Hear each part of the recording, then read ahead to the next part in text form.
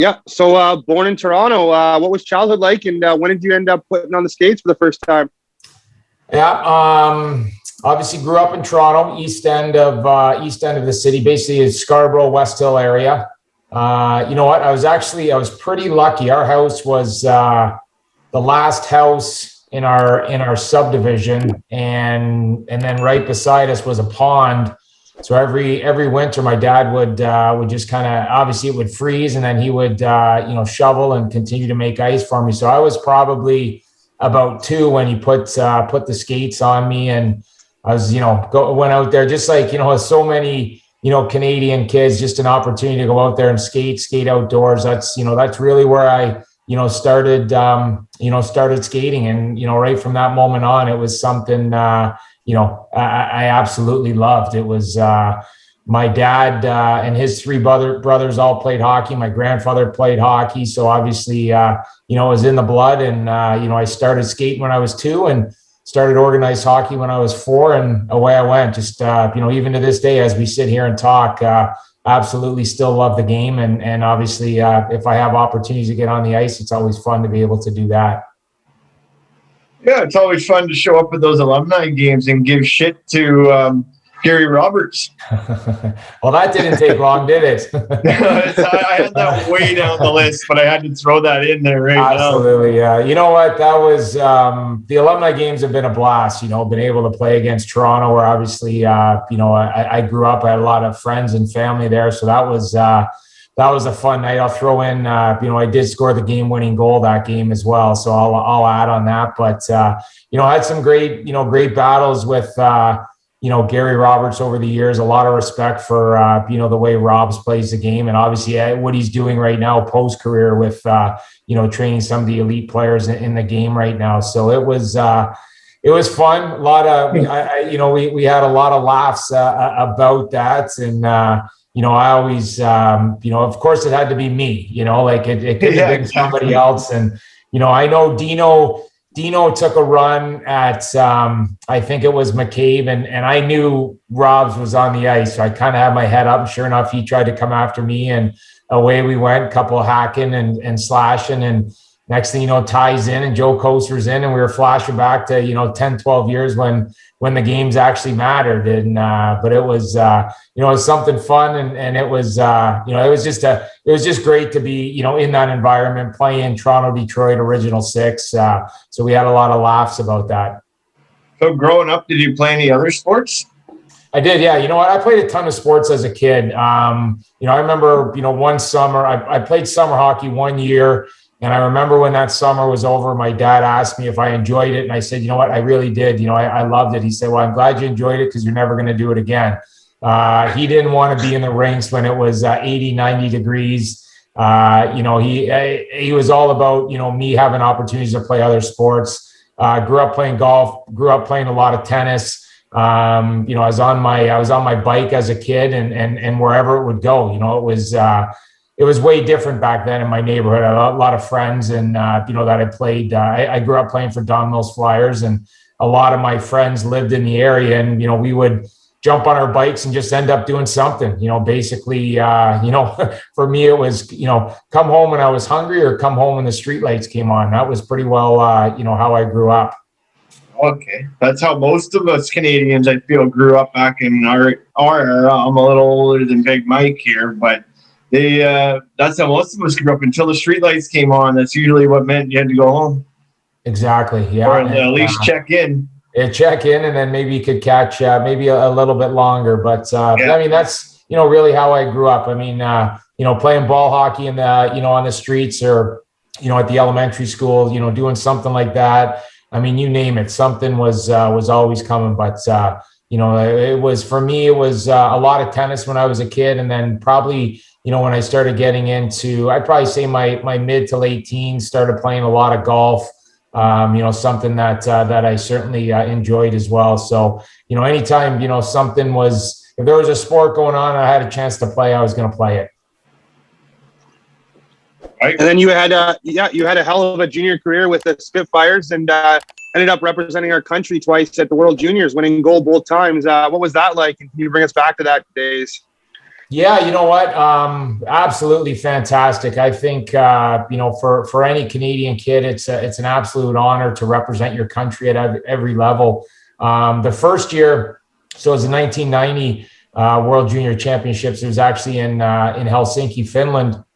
I was playing for the Olympic team at the time, and Guy Charon was the coach. He was my assistant coach with the Olympic team, and he ended up being the coach of the World Junior team. And obviously, I know that's a big reason why I ended up making that team. Guy Charon knew what I could do, and obviously, probably the one thing that he really trusts me at was playing defensive hockey and face-offs and killing penalties. And that was really my role, with that World Junior team. And an absolute huge honor. And it was different. It was different back then. It was a round robin format. It wasn't the medal play like it is now. And I just remember we were playing in Turku, Finland, and we were playing at the time Czechoslovakia, which is now obviously the Czech Republic.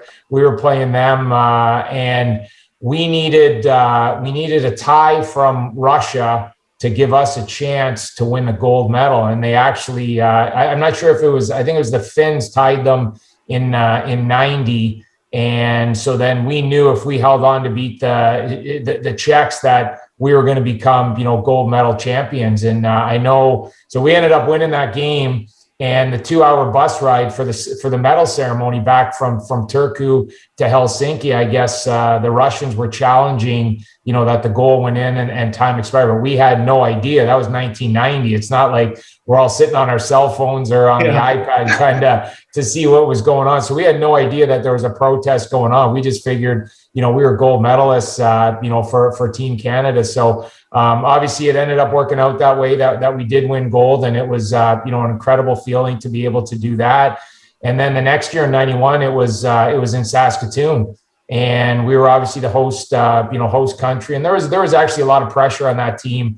Eric Lindros, everyone, what can you say about, the Big E? I mean, just, one of the most dominant hockey players as a teenager, and especially, in that tournament as well. And we were coming in as the favorite, but obviously the Russians had a great team. The U.S., a lot of the young guys, the Garins, the Kachucks, the Smolinskis, the Waits, these guys were representing Team USA. So they had a really good team as well. And I just remember, that game, we were coming in, we needed to beat Russia to win the gold. And I just remember going out and the one thing, just the flag, there was a massive Canadian flag that was in the end where we shot twice. And, to this day, I can still, envision that flag being draped over from where it was, and just the passion, of the fans there. And it was just an incredible moment. John Slaney, obviously, pulling the puck off the wall and walking the line a little bit. And it went in. That ended up being the game-winning goal. And we were able to win a gold medal, not only back-to-back. I think there was 5 or 6 of us that won in 90 and then again in 91. But to do it, in Canada, to do it in, Saskatoon with unbelievable, passionate fans. It was absolutely incredible. So, 2 great memories, for my, my minor hockey, that's kind of the way it ended, with that. And to this day, something that's obviously real special to win a gold medal, but especially to win a gold medal at home was incredible. Absolutely. And those were some good years. And like you said, Eric Lindros, to me, he's the best junior player I've ever seen play in junior. Unbelievable. Yeah, he was, I played, so that year, I was playing for the Ottawa 67s, and we ended up playing the Oshawa Generals in the conference finals. It was actually an incredible series. They ended up beating us in 7 games. Just an unreal series. And I had the luck of the draw to catch, to kind of be matched up against Eric. And you just remember he was just, at that time, I'm 19, he's 16, 17, whatever it might be, and just what a basically evolving the power forward position of what he was going to do. And then obviously with touch and skill as well, he was just a force game in and game out. Take us back to draft day when you were drafted 67th or 62nd overall to the Winnipeg Jets. Yeah, I can do that. It was, what, I actually kind of went into the draft not not really knowing what to expect. I showed up. I didn't even have an agent. I kind of showed up, with my mom and dad and my older sister. I actually met a couple agents there, and then we had a real good meeting with Donnie Meehan from Newport Sports, and my uncle Dave was really active, in amateur hockey. He was a guy that I really relied upon, early, kind of going into that.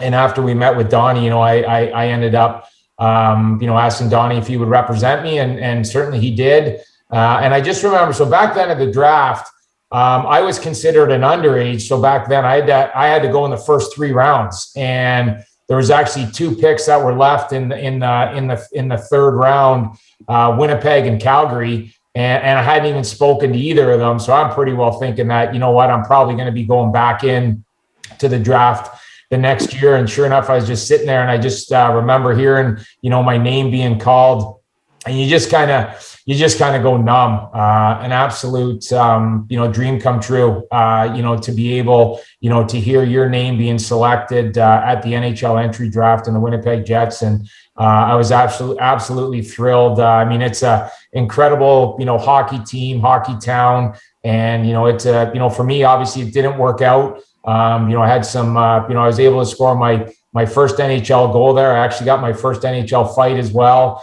And it was a tough couple of years for me. There's, playing a little bit with Winnipeg as a 19-year-old. And then, over the next 2 years, 20 and 21, I was mostly playing for the Moncton Hawks, which was their American League team. But, it didn't work out. And the one thing that I've always said and truly thankful for is, they very easily could have held on to me as a depth player, just in case they had injuries, or, kind of keep me in the organization, to try to maybe be a guy playing for the Moncton Hawks. But, Mike Smith, he told me he didn't think, I was an NHL player. I wasn't going to fit into his plans with the Winnipeg Jets, and they traded me. So that's something that, I've always been thankful for, that at the age of 21 kind of, considered, I certainly thought I was still a prospect, but obviously at the time the Winnipeg Jets didn't. And,